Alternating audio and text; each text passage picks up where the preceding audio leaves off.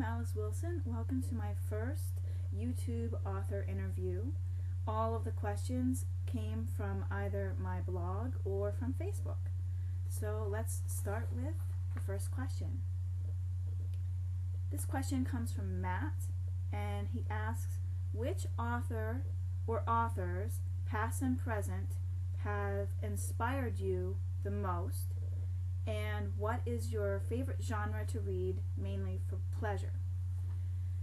Well, it would really be hard to name everyone who has influenced me, but I would say that I'm a big fan of Louise Erdrich. She is both a fantastic novelist and a wonderful poet who manages to weave stories of entire communities together in a very engaging way. She also incorporates mythology, which is one of my passions. I have been interested in mythology for quite a while, ranging back to, I think probably high school days. In terms of poets, I enjoy a wide variety of poets. Gwendolyn Brooks is one of my favorites. I am also a big Emily Dickinson fan, and I think that she's often underrated these days because of her simplicity. But that's what's marvelous about it. Simplicity is also one of the hallmarks of Gary Snyder, one of the beat poets, who was also a Zen monk for a period of time. Very inspirational to me. And I just love exploring new territory, finding new writers to influence me. I'm sure I'm leaving many out. I remember when I read The Sound and the Fury by William Faulkner back in high school, I was so impressed by the way that he used different points of view in order to tell the story, and the voice was very distinct for each of those points of view. And I think it's very important for the point of view character to come across believably. I found that there's often writers who put things out, and the way they write about someone, it almost sounds as if they are demeaning that character. I think it's better if you can embody that character and really tell things from that character's point of view, whether you yourself would believe or agree with them or not. And as far as genres that I enjoy reading, I enjoy a wide variety of genres. I'm pretty eclectic. I've always enjoyed poetry and reading plays. I enjoy what you might, for lack of a better term, call literary fiction, things like Jonathan Safran Foer's, and I know that I just pronounced his name wrong, and I apologize. Just a remarkable book that he wrote about dealing with 9/11. Again, using different points of view and really embodying those voices. Toni Morrison is another big favorite of mine, which would also fall into the literary fiction. But I also can enjoy things that fall into, say, science fiction category. I read a lot of Ray Bradbury back in the day, and Robert Heinlein, and there's just so many, it's hard to keep track. But I think that's a pretty good overview. I really believe and follow what I once heard from a well-known poet, Maya Angelou. She was giving a reading at a nearby college, and my mother, knowing that I was into poetry, took me to see it. So I walked up to the front of the room with my book in my hands, trembling, handed it to her, and managed to spit out the one sentence that I had practiced, which was to tell her that I really loved her work and that I wrote poetry as well. And she looked at me, and she regarded me with a very thoughtful look, and she told me in the most mellifluous voice, "Read everything." Here's a question from Carol. Poetry or prose, she asks, your preference for writing and for reading other writers' work? I get different things out of poetry and out of prose when I'm reading. Poetry is something that is not a quick read. You often have to read a poem several times to really grasp it. And for that reason, it's best to enjoy poetry when you really have a little time to experience it. Of course, short poems don't take that long to read several times, and that's one of the beauties of poetry when you're a busy mom like I am. I enjoy reading fiction as well. It gives me a different sort of pleasure. I enjoy entering other worlds and experiencing them through other eyes, and I think that's what I get out of fiction. And nonfiction is very similar, learning information about other worlds and, other people's experiences and the history of this world. Those all interest me. So I guess it kind of depends on whether I just want to be taken away somewhere and, not question it and not have to think and just go, on a journey, or whether I'm feeling kind of contemplative and I want to just savor words, and that's when I go for poetry. Now when it comes to writing, I think poetry and prose often are better geared for expressing different things as well. So for me, when I write poetry, I'm often writing about something that could be condensed to, say, a small moment, that you can just take that moment and explore that moment and tie it into something bigger. Poetry is also a good way of tapping into nonlinear thinking, which I think is often overlooked in this society. I really think we need to practice it and do more of it, because I think that way of thinking is a good way of problem solving and of understanding the world. Prose tends to be typically more linear. It's best for telling stories. I know that there are narrative poets. I flirted with narrative poetry for a while, and I have been more into lyrical poetry probably for the last 15 years. It just fits how I want to express things better. So when I have a story to tell, I'll often tell that in prose. Here is a question from Vicky. She asks, do you write continuously on a work, or do you work on several at a time? I'll just deal with that question first because she has more than one question. It depends on what the work is. If it's a long-standing project, it's something that's going to take a lot of time, then I will work on that as well as other projects. But I found that, especially as a working mom, it is so easy to get distracted, and so sometimes I do better when I just say, this is my task for this week or for this day. This is the only thing I'm going to focus on. Because when I have that laser focus, then I can really work on something and get it done. When I worked on the story that I wrote for this contest, I did nothing else in terms of writing for that entire week that I was working on it and working on revisions after showing it to some friends of mine who provided some input, some writer friends of mine. And that was important because I really needed to focus on that story. I think I had one assignment for pay that I had to get done during that period of time, but I did nothing else in terms of creative writing that week. So it really depends on what it is. If it's a short project and I need to focus on it, I will do nothing but that project. But longer pieces and longer works, I do end up jumping back and forth from things to things.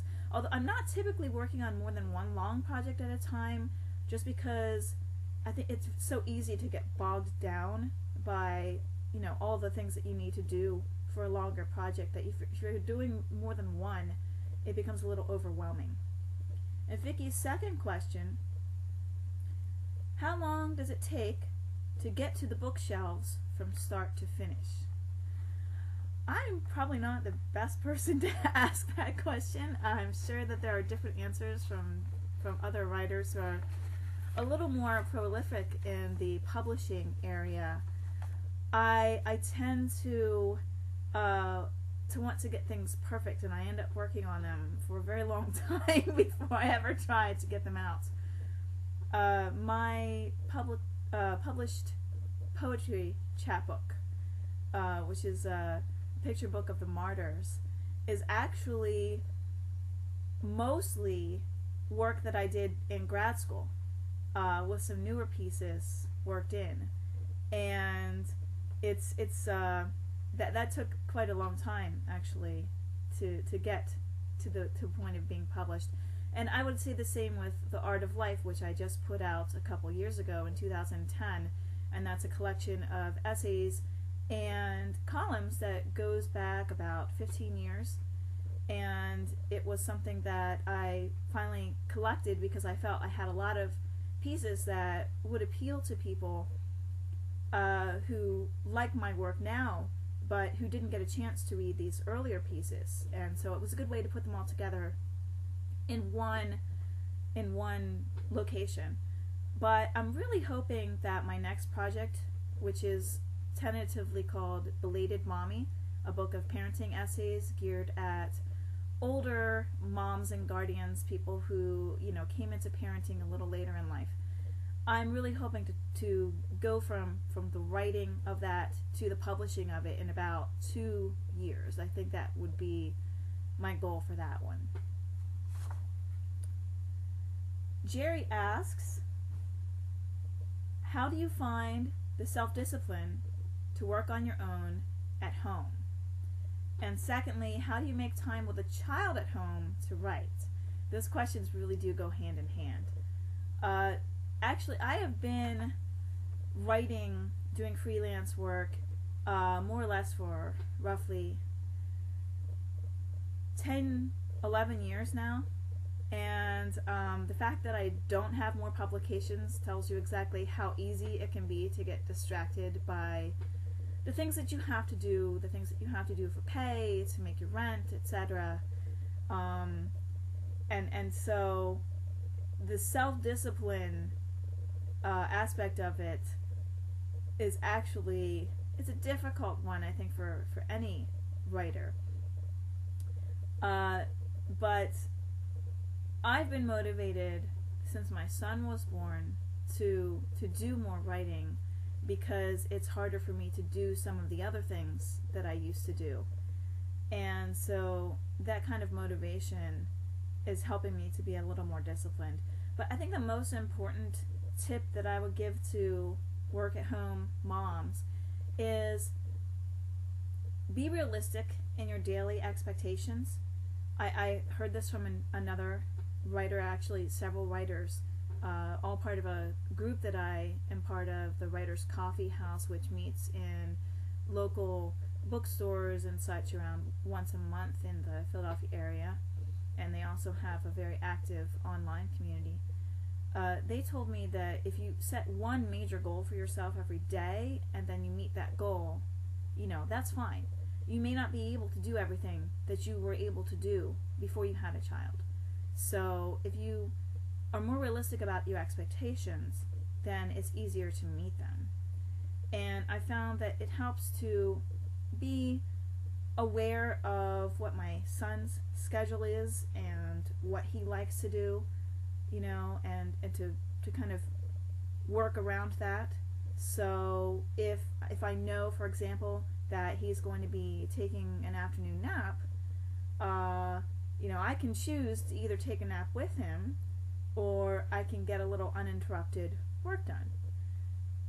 The alternative to that is to get him involved in an activity that he enjoys, such as playing with his little wooden trains, so that I can get a little work done. And you know, I'll explain to him that mommy's working on something, and you know, when I get done with this, we're going to, say, go to the park, or mommy's going to read some books to you.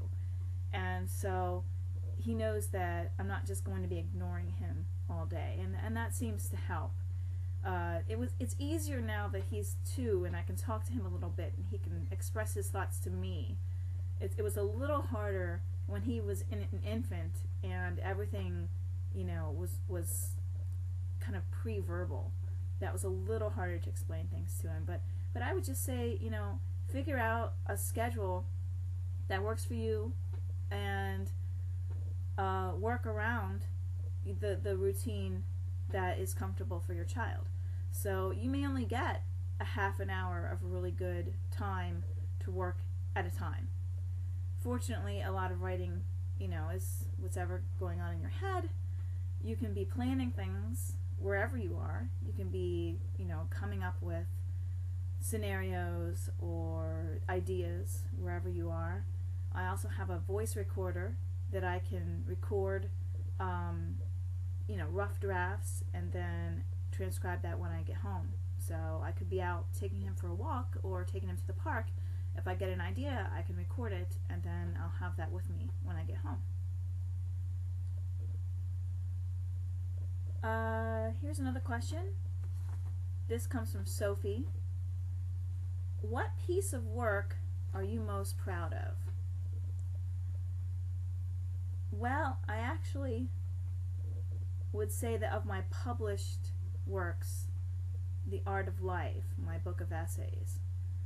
But I actually have a manuscript of poetry that I'm really happy with, that I'm trying to get in front of some publishers and perhaps go the traditional route this way.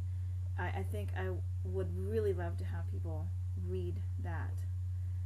And I have written multiple things for an online writing contest called LJ Idol, which I am enormously proud of, and I'm really pleased with what kinds of things I've come up with for that contest. Sophie also asks, who do you aspire to be like as a writer, or whose writing are you most envious of?